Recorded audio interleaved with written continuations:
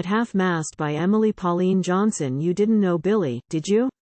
Well, Bill was one of the boys, the greatest fellow you ever seen to racket and raise a noise, and sing.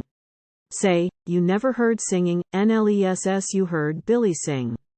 I used to say to him, Billy, that voice that you've got there'd bring a mighty sight more banknotes to tuck away in your vest, if only you'd go on the concert stage instead of a-ranchin west.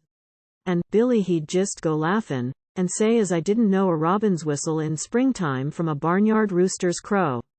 But Billy could sing, and I sometimes think that voice lives anyhow, that perhaps Bill helps with the music in the place he's gone to now. The last time that I seen him was the day he rode away. He was goin' across the plain to catch the train for the east next day.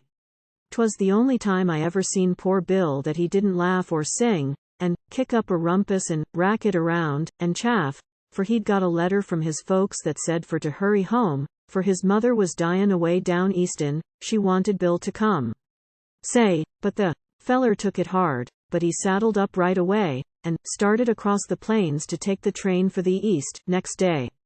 Sometimes I lie awake a nights just a thinkin' of the rest, for that was the great big blizzard day, when the wind come down from west, and the snow piled up like mountains and we couldn't put foot outside, but just set into the shack and talked of Bill on his lonely ride. We talked of the laugh he threw us as he went at the break o' day, and we talked of the poor old woman dyin' 1,000 mile away.